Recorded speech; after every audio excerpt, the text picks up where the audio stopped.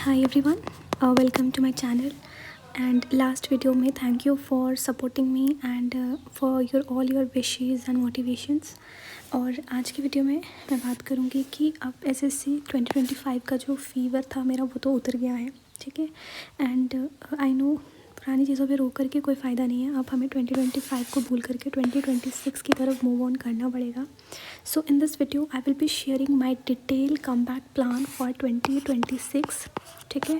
And I hope आप सबको भी इस चीज़ से मोटिवेशन मिलेगी that sticking to one thing is not good, you have to move on and you have to explore the new options. And before starting the video I want to tell you all that कि पहले मैंने पिछले साल बहुत कम paper दिए थे। मैंने कुछ 2-3 पेपर दिए थे एंड मैंने प्रीलिम्स कर लिया था सबका। बट अभी आई विल टेल यू कि डिटेल में कि कौन कौन सी चीज़ों में मैंने जो मेरे वीक पॉइंट थे। एंड इस साल मैंने ट्राई किया है कि मैं एसएससी के तीनों पेपर दूंगी, that is CGL, CHSL and CPU। ये तीनों पेपर मैं देने वाली हूँ।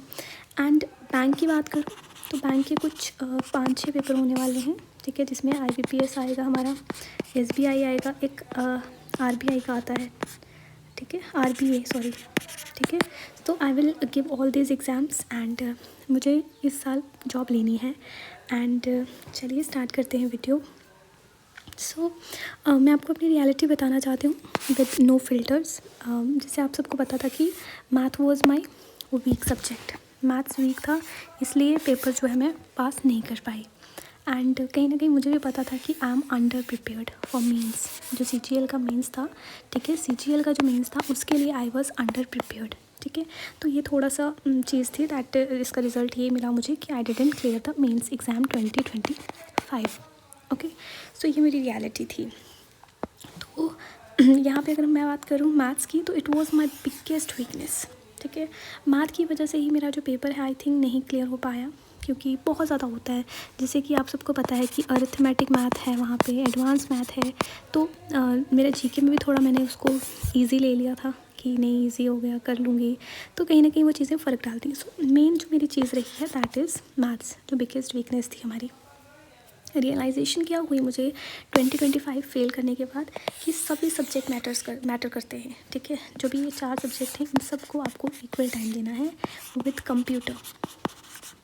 Although my computer score was pretty good, 12 marks थे मेरे इस बार, ठीक है, क्वालिफाइंग होता है। तो बाकी सब्जेक्ट्स जो हैं उनको भी इक्वल ध्यान देना है, क्योंकि आई नो फ्यू पीपल जिनके 300+ मार्क्स आए हैं मेंस में, बट उनके कंप्यूटर में 8-9 मार्क्स हैं। तो it is a very big no कि अगर आप सभी सब्जेक्ट्स को इक्वल वेटेज नहीं देते हो। तो मैंने भी पहले अटैम्प्ट में ऐसे ही किया था कि मैंने मैथ्स को थोड़ा कम टाइम दिया, इंग्लिश, रीजनिंग, इन सबको मैंने ज़्यादा टाइम दिया, ठीक है। तो अब बात करते हैं डिटेल में कि 2026 का कमबैक प्लान क्या है मेरा, ठीक है। तो मेन चीज़ जो मैंने रखी है वो मैथ्स की स्ट्रैटेजी रखी है, ठीक है। मैथ्स को मैंने वापस से बेसिक से स्टार्ट करना है, देन अर्थमेटिक्स से एडवांस की तरफ जाना है मैंने, ठीक है। क्योंकि पहले अटैम्प्ट में मैंने क्या किया था, एडवांस में मैंने बिल्कुल अलजेब्रा और सिर्फ ट्रिग्नो किया था, ठीक है, अलजेब्रा एंड ट्रिग्नो मैंने किया था।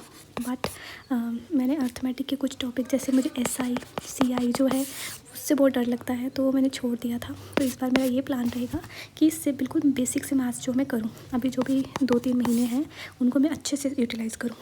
डेली 2 से 3 घंटे जो है मैं प्रैक्टिस करूँगी मैथ्स की। पिछले अटैम्प्ट में मैं सिर्फ वीडियोस थोड़ा ज़्यादा हो जाता था, प्रैक्टिस बहुत कम थी मेरी। बट इस टाइम क्या रखना है मैंने कि प्रैक्टिस ज़्यादा रखनी है, टॉपिक वाइज नोट बनाने हैं, ठीक है।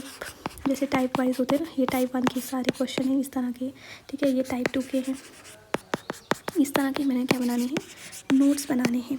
सो ये चीज़ एक मैंने ऐड करनी है और वीकली रिवीजन करनी है। संडे जो है एक दिन मैंने ऐसा रखना है कि जो भी मैंने मैथ्स के क्वेश्चन पढ़े हैं ना, चाहे मैं उनको कैलकुलेट ना करूं बट उनको मैं देखूंगी, उनके जो भी स्टेप्स होते हैं ना मैथ्स के, ठीक है, उनको मैं सबको गो थ्रू करूँगी कि किस चीज़ को मैंने क्या कैसे किया। तो वीकली रिविजन करूँगी और पर वीक 2 फुल लेंथ टेस्ट जो है वो मैं लगाने वाली हूँ इस बार, क्योंकि पिछली बार मॉक मैंने लगाए, तो पिछली बार मैंने मॉक्स लगाए थे बट उनमें क्या था कि मतलब इतने ज़्यादा नहीं लगा पाई। बट पर वीक मैंने अब 2 मॉक लगाने स्टार्ट कर देने हैं, ओके।